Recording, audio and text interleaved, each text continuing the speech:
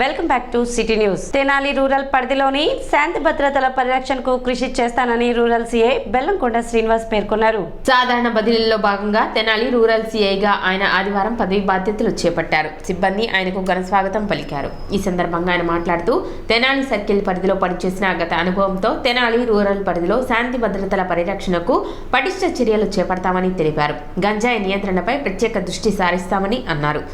అదేవిధంగా friendly policing విధానాన్ని ప్రజల్లోకి తీసుకువెళ్తామని చెప్పారు. నేర నియంత్రణలో ప్రజల సహకారం ఎంతో అవసరమని, దానికి అనుగుణంగా ప్రజలతో కలిసి పనిచేస్తామని సీఏ శ్రీనివాస్ వెల్లడించారు. అంటే నేను ఆల్రెడీ ఇంతకుముందు తెనాలి రూరల్ సర్కిల్ చేస్తున్నాను.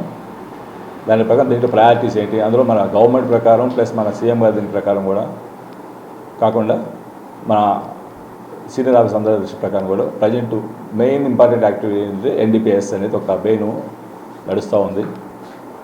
దాన్ని అరికట్టాలని మనకి క్లియర్ కట్ ఇన్సెస్ అయితే ఉన్నాయి. వాటి ప్రకారం వాటి మీదను అలాగే ఈవీ టీచింగ్ కాలేజ్ దగ్గర ఈవీ టీచింగ్ ఒకటి మెయిన్ ఇంపార్టెంట్ ఇష్యూ ఉంది. ఇంకొకసారికి ప్రయారిటీస్ ఏమైతే ఉన్నాయో గవర్నమెంట్ వారి ప్రయారిటీస్ ఏమైనా ఉన్నాయో దాని ప్రకారం మా యొక్క ఆఫీసర్ల యొక్క ఇన్స్ట్రక్షన్ తీసుకొని డిఎస్పీ గారు ఎస్పీ గారు ఇన్స్ట్రక్షన్ తీసుకొని వాటి ప్రకారం యాక్ట్ చేస్తూ నాకు పోస్టుకి ఇచ్చినటువంటి ఆఫీసర్స్కి అందరికీ కూడా ఒక అష్యూరెన్స్ అయితే నేను ఇవ్వగలుగుతాను.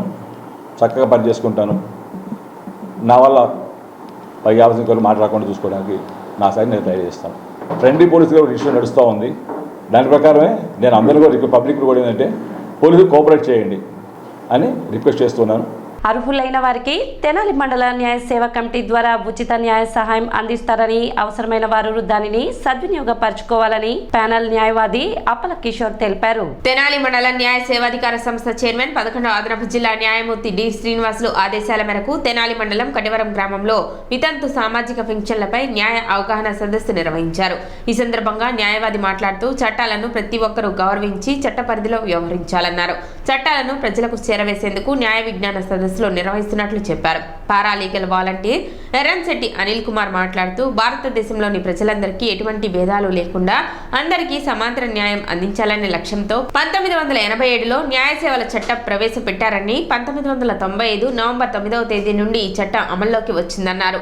జాతీయ న్యాయ సేవాధికార మార్గదర్శకాలలో ఉచిత న్యాయ సహాయం పొందడానికి అర్హులుగా ఎస్సీ ఎస్టీ వర్గాలకు చెందిన వారికి, సంవత్సరానికి 1,00,000 ఆదాయంలోపు ఉన్నవారికి, మహిళలకు, బాలలకు, యాచకులకు, ప్రకృతి వైపరీత్యానికి గురైన వారికి, అసంఘటిత కార్మికులకు జాతీయ, రాష్ట్ర, జిల్లా, మండల న్యాయ సేవా సంస్థల్లో ఉచిత న్యాయ సహాయం అందుబాటులో ఉంటుందని చెప్పారు. కార్యక్రమంలో పంచాయతీ కార్యదర్శి సయ్యద్ గౌస్ మొహద్దీన్, పిఎల్వి షేక్ మొహద్దీన్, గ్రామస్తులు పాల్గొన్నారు. అందరూ కూడా అంటే దేశంలో జాతి, మత, కుల, వర్గ, వర్ణ, లింగ భేదాలు లేకుండా అందరికీ కూడా న్యాయం సమాంతరంగా అందాలి.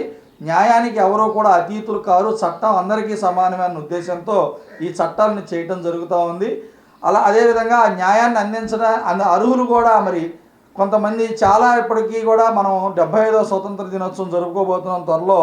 ఇప్పటికీ కూడా మనకి చాలామందికి దూర ప్రాంతాల్లో ట్రైబల్ ఏరియాలో కూడా చాలా వెనకబడిన తరగతుల వారికి ఈ న్యాయం అనేది అందకుండా పోతూ ఉంది. వారి దగ్గర కూడా వెళ్ళి ప్రతి గ్రామం, ప్రతి మండలం, ప్రతి గ్రామం, అలాగే పట్టణం అవనివ్వండి, పల్లె అవనివ్వండి, మారుమూల అవనివ్వండి, వీరందరికీ వెళ్ళి ఈ న్యాయ విజ్ఞాన సదస్సుల ద్వారా వాటికి చట్టాలపై అవగాహన కల్పించే ఉద్దేశంతో మరి జాతీయ న్యాయ సేవాధికార సంస్థ రూపొందించిన ఈ న్యాయ విజ్ఞాన సదస్సుల కార్యక్రమాన్ని ప్రతి సంవత్సరం కూడా మరి ప్రతిరోజు కూడా మరి జాతీయ స్థాయిలో అయితేనేవ్వండి, రాష్ట్ర స్థాయిలో కానివ్వండి, జిల్లా స్థాయిలో, మండల స్థాయిలో ప్రతిరోజు కూడా అనునిత్యం జరుగుతున్న నిరంతర ప్రక్రియ. మరి ఈ న్యాయ విజ్ఞాన సదస్సులు ఎందుకు మాకు ఎలా ఉపయోగపడతాయండి ఈ సమస్యలు అంటే, జాతీయ మరి సుప్రీంకోర్టు వారి గైడ్లైన్స్ ప్రకారంగా మరి వీరిలో కొంతమందికి అర్హులైన వారిని సూచించడం జరిగింది.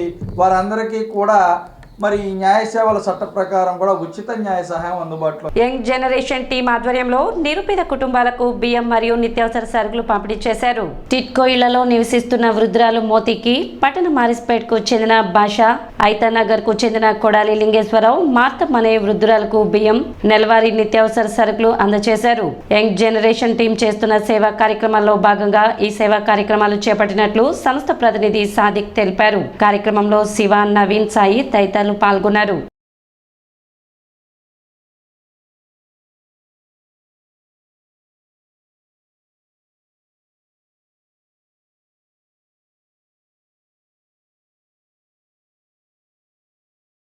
మా యంగ్ జనరేషన్ టీం ఆధ్వర్యంలో 4 పేద కుటుంబాలకి ఈరోజు బియ్యం బస్తాలు అలానే నిత్యావసర సరుకులు అందజేయడం జరిగింది.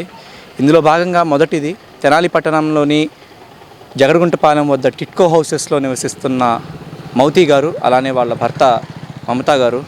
సుమారు 3 సంవత్సరాల నుంచి మౌతి గారి కాళ్ళు పడిపోయి ఎంతో ఇబ్బందులు పడుతున్నారు. అలానే గతంలో వాళ్ళిద్దరూ పండ్లు అమ్ముకుంటూ వచ్చిన 100-200తోనే ప్రతిరోజు వాళ్ళ జీవనం అనేది కొనసాగిస్తూ ఉండేవాళ్ళు.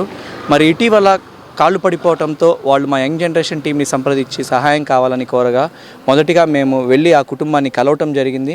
వాళ్ళ పరిస్థితి చూసి వాళ్ళకి సరుకులు కావాలి, నిత్యావసర సరుకులు అందించాలి అని మమ్మల్ని కోరగా ఈరోజు మా యంగ్ జనరేషన్ టీం తరపున మౌతి గారి కుటుంబాన్ని కలిసి వాళ్ళ కుటుంబానికి 25 కేజీలు బియ్యం బస్తా అలానే నెలవారీ సరుకులు ఇవ్వటం జరిగింది.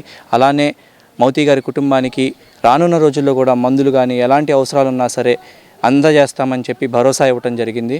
మరి రెండవది తెనాలి పట్టణంలోని మారిస్పేటకి చెందిన బాషా గారు అలానే వాళ్ళ భార్య పర్వీన్ గారు సుమారు 15 సంవత్సరాల నుంచి పెరాలసిస్ వచ్చి ఆరోగ్యం బాగోక కుటుంబం గడవటం కూడా ఎంతో ఇబ్బందిగా ఉందని మాకు తెలియజేశారు. మరి ఇటీవల ఈరోజు బాషా గారి కుటుంబాన్ని కలిసి వాళ్ళ కుటుంబానికి కూడా 25 కేజీలు బియ్యం బస్తా అలానే నెలవారీ సరుకులు అందజేయటం జరిగింది. యంగ్ జనరేషన్ టీం మా టీం చేస్తున్న సేవా కార్యక్రమంలో భాగంగా ఇవాళ ఐతానగర్కి చెందిన 2 నిత్యావసర సరుకులు అందజేయడం జరిగింది. మొదటిగా కత్తులు సాన పెట్టుకునే లింగేశ్వరరావు గారికి అలాగే ఐతానగర్లో నివసిస్తున్న మారతమ్మ గారికి సరుకులు అందజేయడం జరిగింది. లింగేశ్వరరావు గారు కత్తులు సాన పెట్టుకుంటూ జీవనం సాగిస్తుండగా గతంలో యాక్సిడెంట్లో కాలుపోవడం జరిగింది. ఆ సమాచారం మాకు తెలియగానే ట్రైసైకిల్స్, చేతి కర్రలు ఇవ్వడం జరిగింది. అదే తరుణంలో ఇవాళ నిత్యావసర సరుకులు కూడా ఇవ్వడం జరిగింది. అలాగే మారతమ్మ గారికి కూడా ఒక 70 సంవత్సరాలు ఉంటాయి. ఆమె వయసు మీద పడటంతో ఆమెకి ఫిట్స్ అలాంటి కొన్ని అనారోగ్యాలు ఉండటంతో ఆమె కూడా జీవనం కొనసాగించడం చాలా కష్టమవుతుంది. ఈ తరుణంలో యంగ్ జనరేషన్ టీంని కోరగా నిత్యావసర సరుకులు అందించడం జరిగింది. నన్ను ఎంతో కాపాడి నా ప్రాణాన్ని నిలబెట్టి నా పెద్ద కుమారుడిగా నా ఇంటి ఇరవైపుగా నా దేవుడిగా నేను ఆయన తరవని రోజు అంటూ ఉండదండి. ప్రతి ముద్దకి ఆయన్నే తలుచుకుంటున్నాను సార్. దేవుడు జన్మనిస్తే సాదిక్ బాబు నా ప్రాణాన్ని కాపాడి నా ప్రాణాన్ని నిలబెట్టాడు. ఈ జన్మకి నాకు వచ్చే జన్మలో అయినా ఆయన నా కుమారుడై పుట్టాలని నేను మనవి చేసుకుంటున్నాను బాబు. సిటీ న్యూస్ ముగించే ముఖ్యాంశాలు మరోసారి.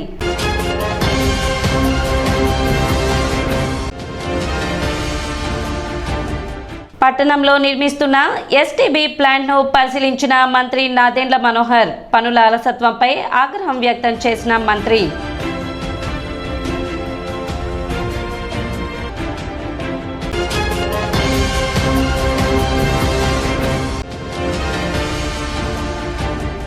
తెనాలి రూరల్ సీఐగా పదవి బాధ్యతలు చేపట్టిన శ్రీనివాస్.